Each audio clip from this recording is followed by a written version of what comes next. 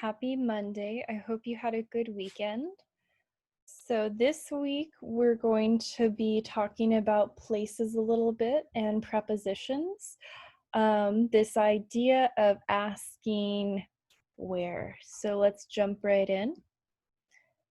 So first we are going to do some vocabulary. I'm actually going to move my face. There we go. So that you can see this a little better. There will be separate videos if you want to just practice saying the vocabulary. Again, I will be making separate videos if you just want to practice saying the vocabulary words for this. So we are going to go in order. So number one, and I will say each one twice, okay? So number one, pen. Pen.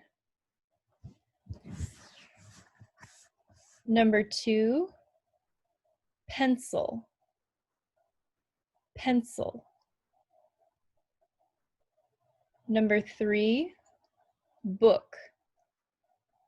Book. Number four, desk.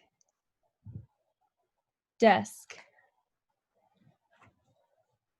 Number five, computer.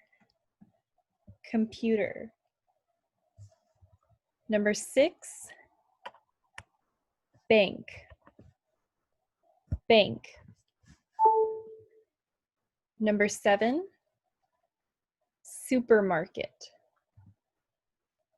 Supermarket. Number eight, post office. Post office. Number nine, restaurant. Restaurant. Number 10, library. Library. Number 11, living room. Living room. Number 12, dining room. Dining room. Number 13, kitchen. Kitchen. Number 14, bedroom. Bedroom. Number 15, bathroom. Bathroom. So we can divide there's three groups of words here. And we will take a little bit more time to review rooms in the house. So this first group right here, this group of words, these are objects right here. So I'm actually going to, let's see, we're going to exit this slideshow very quickly. So I'm going to give you these words on the side. Type them right, let's put them right in here.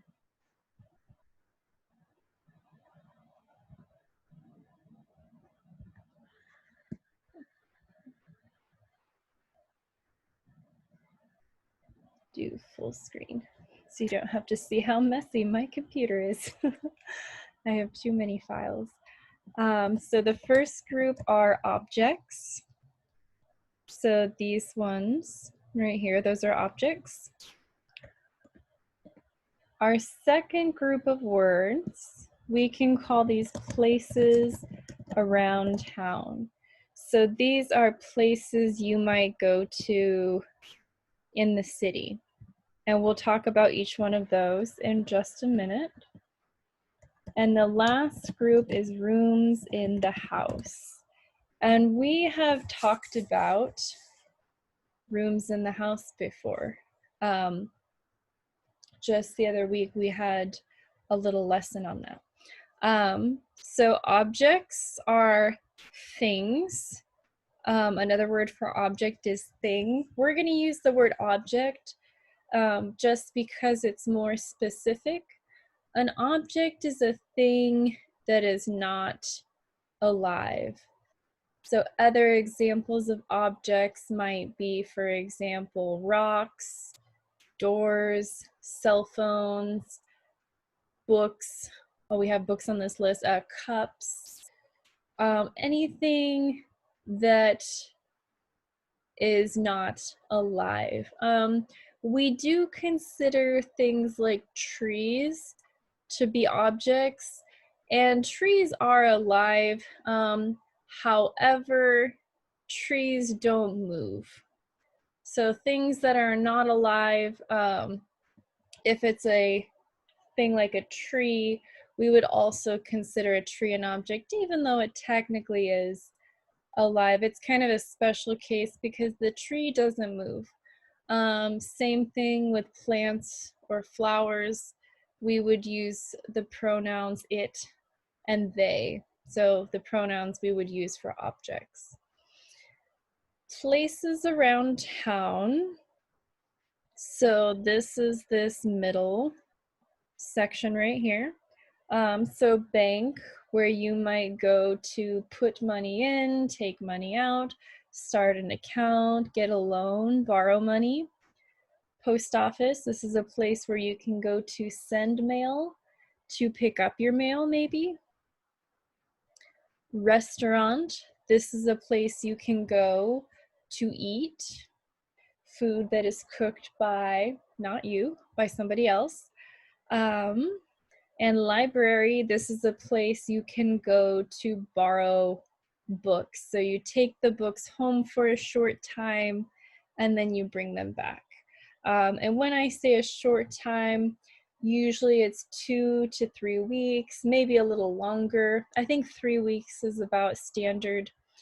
You can also borrow things like DVDs at many libraries. Usually that is a shorter time that you can keep those. I think also audiobooks. So you can borrow books that people read to you. These come on usually CDs. And usually it's a little bit shorter for those. I believe usually a week.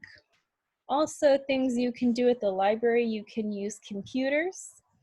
You can use internet at the library, and you can also print things. So if you need to print documents, you can do that at the library.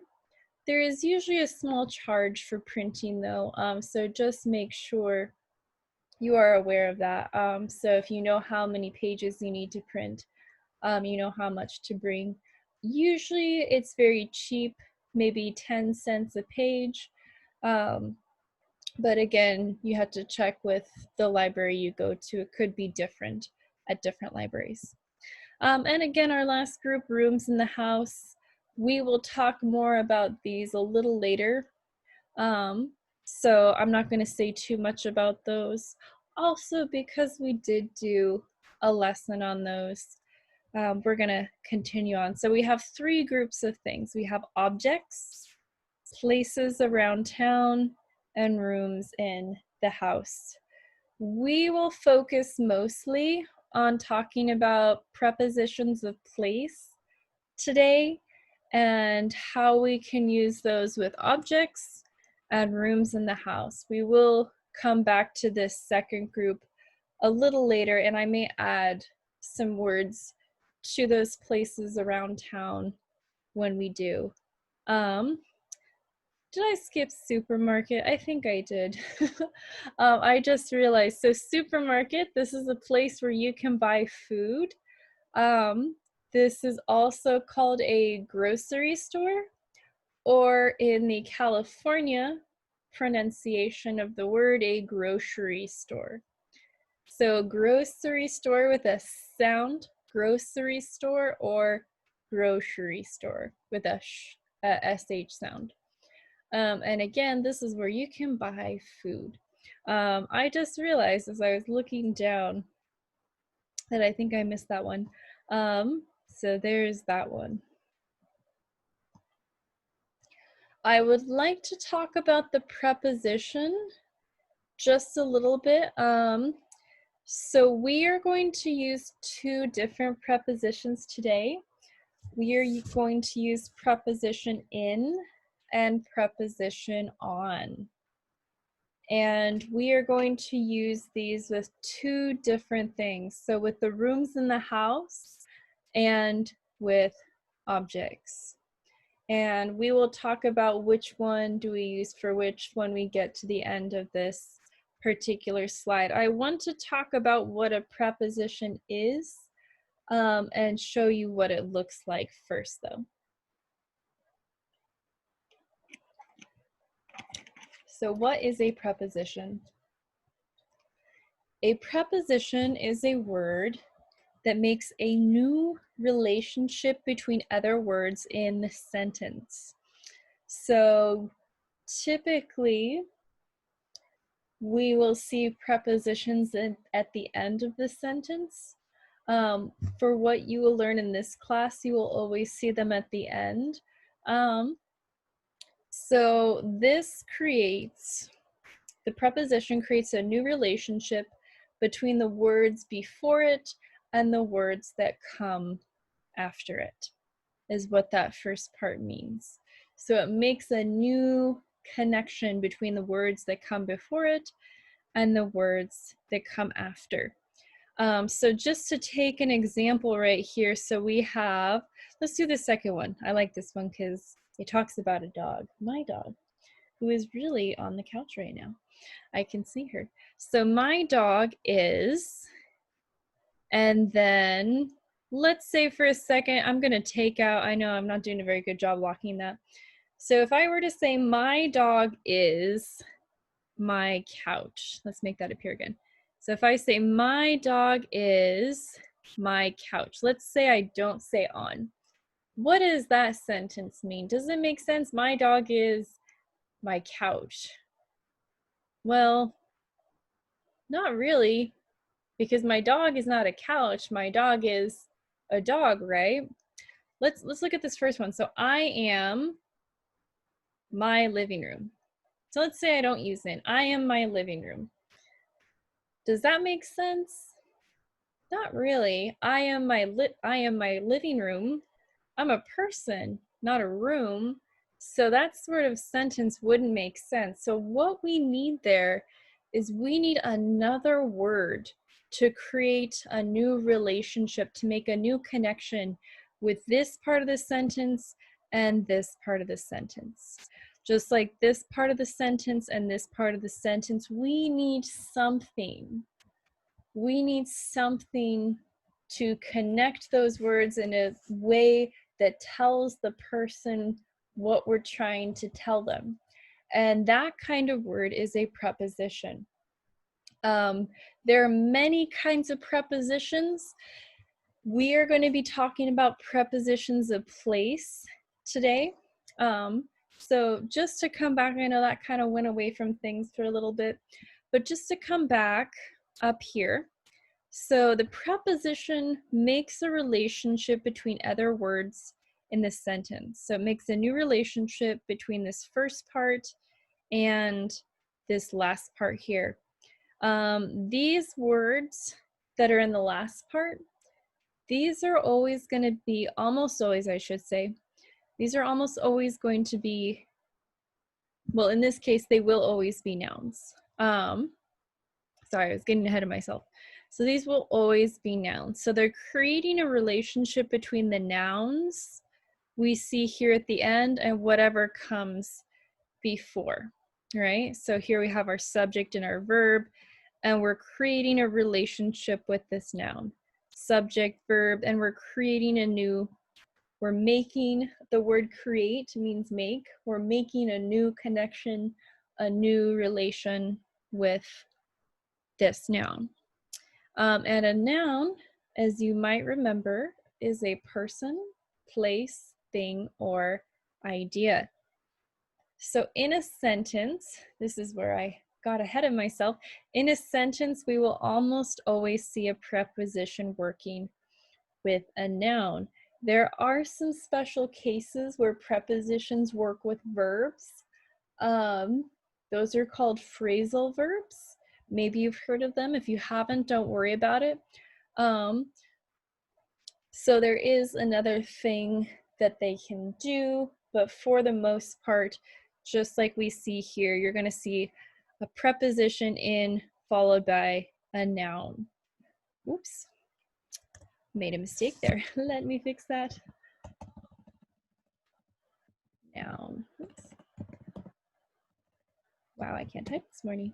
And let's follow that by my living room. I was just so excited to type the word preposition.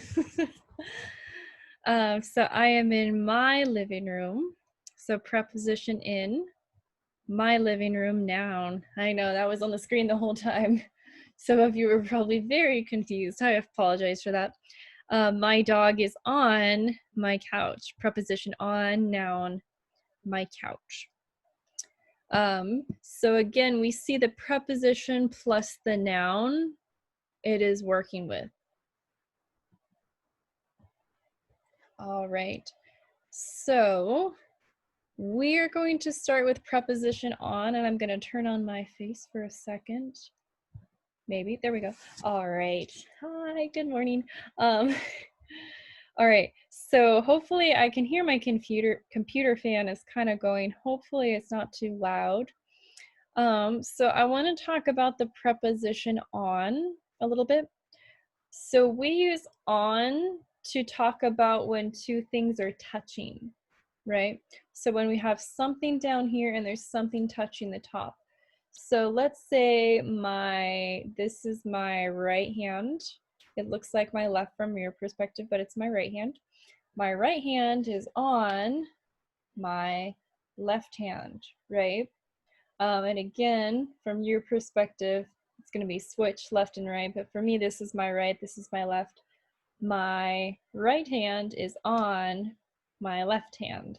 My glasses are on my face.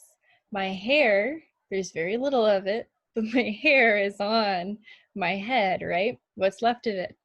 And many times people just think of on as being horizontal.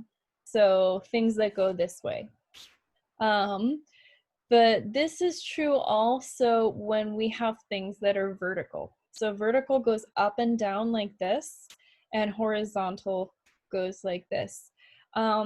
I can add these words to the end of the slideshow. We don't really need them right now. You need to more just understand the ideas. So this is vertical, up and down, and this is horizontal, side to side, left to right. So for example, I can have a vertical surface, and if it's touching, it's still on because it's touching, right? So this picture back here that I have in the back of my videos, this picture is on the wall, right? Oh, I'm scaring my dogs. My hand is on the wall, right? It's touching. So anything that's touching or hanging off of a vertical surface, we could say on. So like this picture is on the wall. My hand is on the wall, like that, right? So that's a little bit about on. What we're going to talk about today, we will only use singular objects for today and singular nouns with those objects, and also singular verbs. So we will expand and we'll talk about more as we go through this week, but we're going to keep it a little bit simple. We're not going to worry about plurals for today, just singular objects, so one thing. That's why you might have noticed I said my dog, one dog, instead of dogs, because then we would have used a different verb. So we're going to use singular things for today. So example, where is, this is the same as where's. Where is, where's the book? It is, it's, same thing here. It's on the desk. So if I come down here, where's the book? Asking about the book, it's on the desk. There's the desk. Where's the map? the map? It's on the wall. Where's the computer? It's on the table. So in all of these situations, we have things that are touching each other. Obviously, there are more prepositions that we could use. So maybe you might say next to, behind, under, above, all of those excellent prepositions. For now, we're just going to focus on preposition on, and when we go to the rooms, on preposition in, okay? So this pattern, we're going to use on as our preposition, so we won't have to change that for this particular lesson, okay? So if we come down here, where's the, and then the name of the object we're talking about. It's on, and we give the other object we're talking about. I think it would be more appropriate here. I'm going to add this in here too real quick to do the right here. There we go. And the reason that I think, so we'll keep the right here. And so the reason that we use the instead of, let's say, a or an is because the is a definite article and a or an are indefinite articles. So that might sound a little bit confusing, but what that means is when I say a or an, it's for a couple different reasons.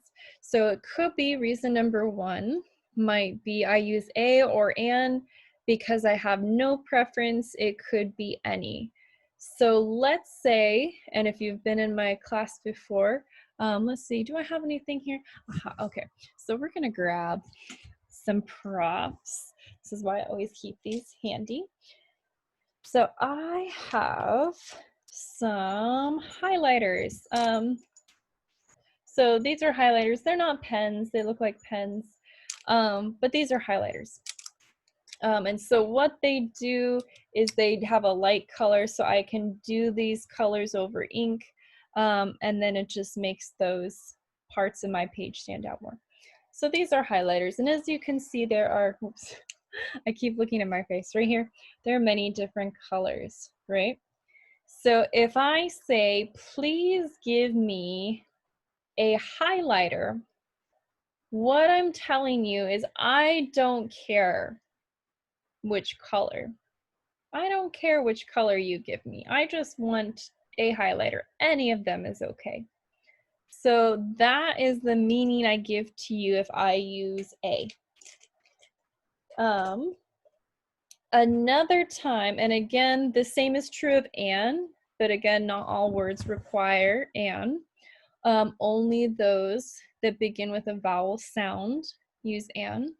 So let's say, for example, I'm telling you a story, right? And so this is the first time you're hearing this story.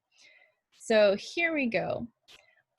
I went outside to get my mail from my mailbox. I saw a cat. The cat was white. I said hello to the cat. So a few things about that story. So I'm gonna skip the part about me going outside to my mailbox. So the first or the second sentence, I said, I saw a cat. So this is the first time, or was, I should say, this was the first time you heard about this cat, right? So I saw a cat.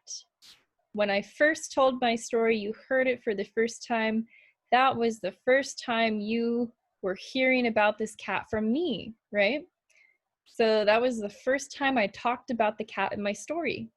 And then notice in the other sentences, so I saw a cat, the cat was white. I switched to the because now what's in my head is also in your head, right? You know what cat I'm talking about. You know which one. You know now that I'm talking about the cat I saw when I went to go get my mail from my mailbox, right? So I use the when I think that there's an understanding, that you understand what I'm talking about, that it's not the first time you're getting this information, but it's something that you know what I'm talking about. I use that when I think what I understand and what you understand are the same. So for example, in this picture, where's the book? He knows that she knows what book he is talking about, right? They both understand what book is being talked about, right? And she says it's on the desk. And she points, it's on the desk. So in this situation, maybe the desk is maybe there right here, the desk is right here. So she just points, it's on the desk. So she uses that because they both can see that desk, yeah? And they both know what book they're talking about. And the proof of that is that she points to the desk and says, there it is, right? So we use the when what I know and what you know, what I understand and what you understand are the same. So if I think that when I say the cat was white, I said the cat because I say, okay, you know now which cat. It's not a mystery cat anymore. You know which cat I'm talking about, right? All right, so I'm gonna hide my face for a little bit. I don't want it to get in the way of the next slide. So coming down here, where's the or the object? So you'll see a picture with two objects, so desk and book. Where's the object? It's on the other object. And so one other thing that you need to think about as we do this activity is which is on top. Here, I'll bring my face back. Which is on top and which is on the bottom. So if we have this situation, this is your bottom, this is your top. This object here is what's going to go right down here. What's on the bottom is going to go right here. Just like if we're talking about, let's say, the hand. Okay, so let's do, okay, I have a water bottle. So this is a bottle. So where's the, let me put this on. Okay, we're gonna change this up. I can't have it in my hand. Okay, so here's the cap of the bottle. I'm not gonna spill. So where's the cap? There we go. Flip it over. Where's the cap? So this question here, where's the cap, the bottle cap? And well, you might say it's on your hand, or it's on the hand. In this case, you'd probably say your hand because you're talking to me. But that's just an example. If I say, where's the picture? Where's the picture? It's on the wall, right? I know the bottle cap isn't a very good example.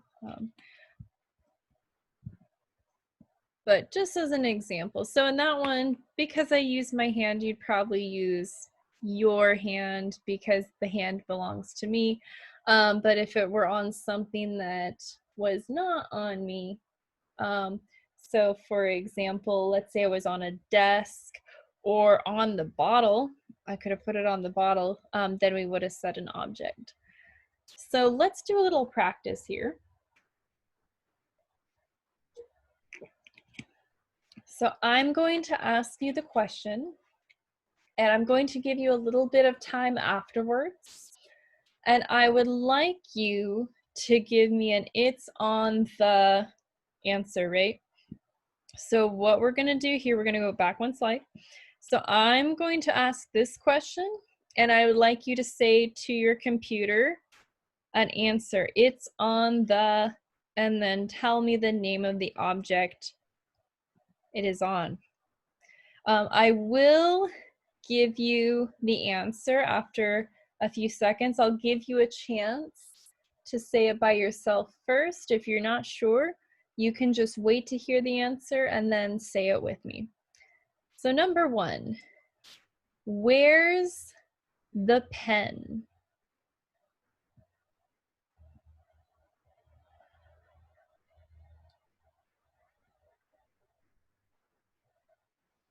Answer, it's on the desk.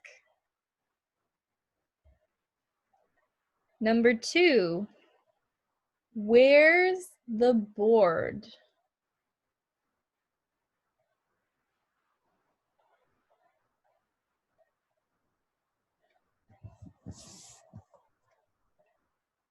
Answer, it's on the wall.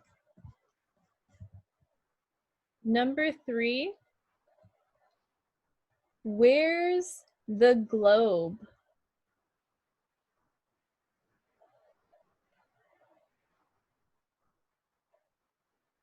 Answer, it's on the table.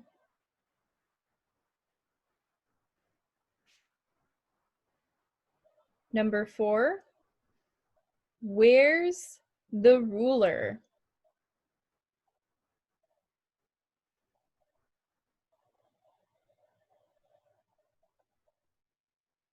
Answer, it's on the chair. Number 5, where's the pencil?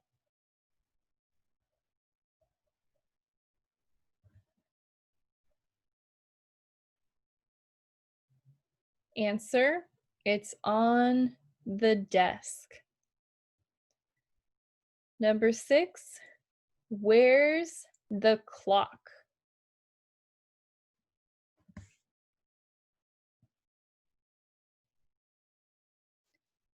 Answer, it's on the wall. Number 7, where's the notebook?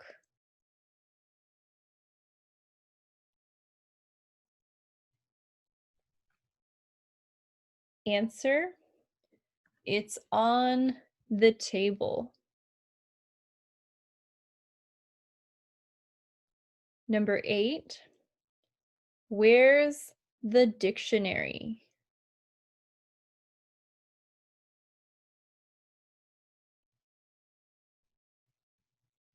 Answer, it's on the bookshelf. Or it's on the shelf. Number 9, where's the bulletin board?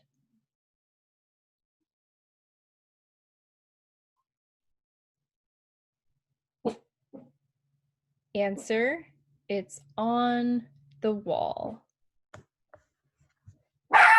Oh my goodness.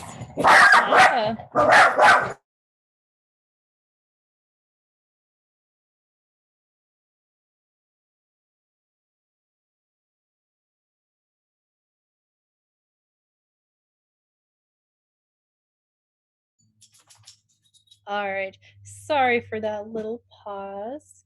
Hava got very excited. She heard something outside. I think she's done marking now. We'll see. Sorry about that. The fun of live recording. Yeah, Hava. Here, I'm going to put her on my lap. Come here. Oh, it's just like having children, all but they're tiny. So here's the very noisy culprit. She has now been made less noisy. Okay, so next slide. All right, so here they are, those rooms I promised. All right, so we're going to read through these. I'm going to say each of these twice, And Hava is not going to read along because she's going to be very good and quiet. So number 1, living room. Living room. Number 2, dining room. Dining room. Number 3, kitchen. Kitchen. Number 4, bedroom. Bedroom. Number 5, bathroom. Bathroom. Number 6, attic. Attic. Number 7, yard. Yard. Number 8, garage. Garage. Number 9, basement. Basement. Oh, she's so good and quiet now. All right. So we're going to start with a little exercise here. So we don't need to have such a big discussion of prepositions as we did before. One thing I will add here, though, just to make it a little easier for us as we go through this, I'm going to add the. And again, when you're talking about rooms in the house, typically you'll know which part of the house you're talking about. So even if you're not pointing to it, if I say kitchen, I wouldn't say I'm in a kitchen because that would mean any kitchen. It could be any kitchen in the world, and that's not true, right? There's only one kitchen in the house, so I'm in the kitchen, right? Because the idea I have in here and what you understand is the same, right? So example, where are you? I'm in the kitchen. Where are you? We're in the living room. Where are they? Or sorry, where are Mr. and Mrs. Jones? They're in the yard. So for this first one, it's only going to focus on these two. We will have some where we have plurals. Actually, it's only going to focus on this one, the I am. And then we will move on to the other kind. So first one, so where are you? I'm in the name of living room. So just like we did before, we're going to do an exercise. I will show you a picture. I will ask you a where are you question. You will say I'm in the name of room. So here we go. And again, oh, well, I guess we do have a few. So we'll go back and look at the other ones. So if where are you? If there's two people and I say you, we'll use we're. I thought it was only this one. So we will use we're. Where are Mr. and Mrs. Jones? Two people, but I use their names. We're gonna say there, right? So we're, if you see you in the question and two people in the picture, there if I give two different names. Like this, if I say where are you and there's only one person, I'm in, just like that. So again, just like before, I will ask a question. I'll give you some time to answer. So number 1, where are you?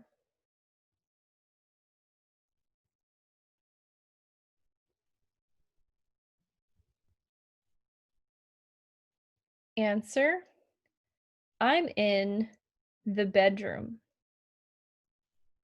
If you want to say I'm in my bedroom, that would be correct also. Number 2, where are you? I'm going to ask this question again. Look at how many people are in the picture. Number 2, where are you?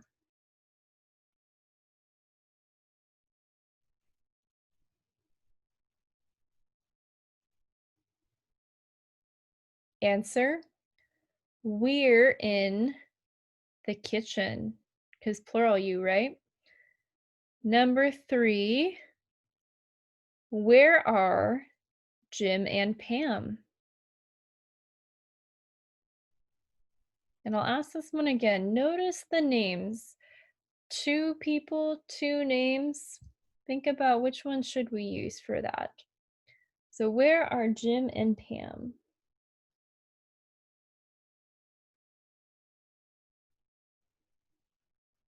Answer, they're in the living room. Number 4, where are you?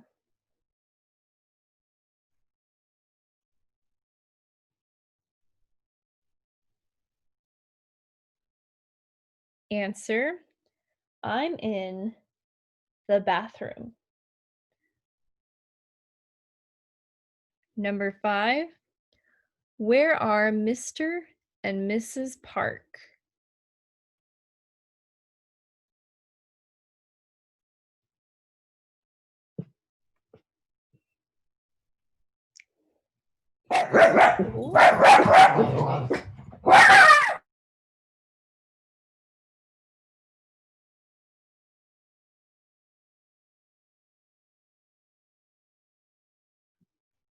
Sorry about that. Answer, they're in the dining room. We may have to cut this a little bit short. They just woke up and they want their breakfast. Number 6, where are you?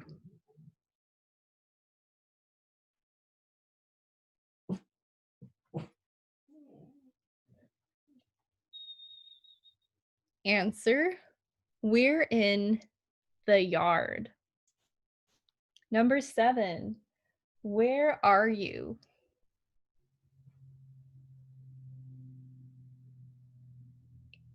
Answer, I'm in the garage. Number 8, where are you and Ben? Careful of this one. So there's a name, but we also see you. Where are you and Ben?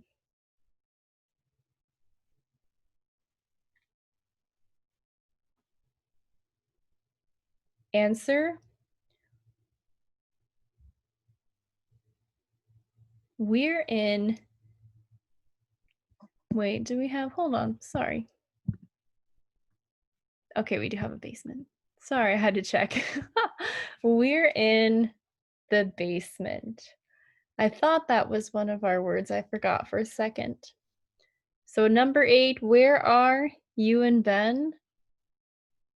Answer, we're in the basement. Number 9, where are Mr. and Mrs. Hernandez?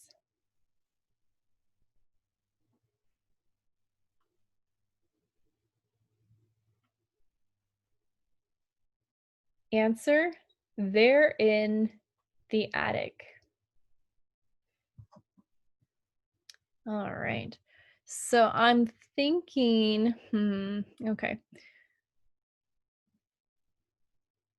So we will save these next 2 slides for tomorrow.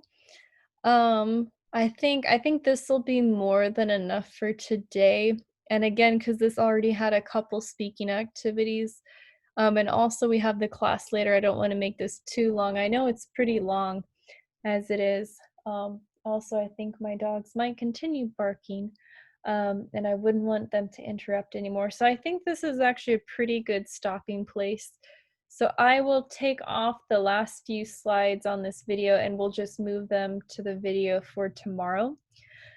As always, if you have questions about anything you saw here, especially when I went over the versus the a and the an, I know with that one, it's not in the slides. It was just something I talked about. So if you have questions about that, feel free to comment below. You can ask those questions in the YouTube comments. You can send me a message.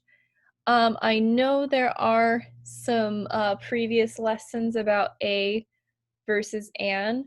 So you have if you have a question about when do I use a, when do I use an, you can look at those lessons. If you'd like to just ask me about it, that's fine too. I'd be happy to explain it. Reasons you might go to the previous lessons, the lessons from before, um, is that you will get a little practice working with those. So there are activities you can do there. Again, if you have any questions, please let me know. We will cover much of this same stuff in our Zoom meeting. So if, for example, if you're not able to come to that, you can watch this and we'll talk about most of the same things. My plan for the Zoom meetings is to try and have as much of this the same as what you'll see in the Zoom meetings. So I won't record the Zoom meetings, but I will record these as much as I can. So it should be very similar content. So again, thank you for watching. I know this ran a little long. Thank you for bearing with me through all the little mistakes I made. I think I was a little tired when I made this. Thank you for putting up with my lovely dogs barking. They heard the neighbors outside, and they wanted to say hi. So as always, stay tuned, and I hope you have a great rest of your day.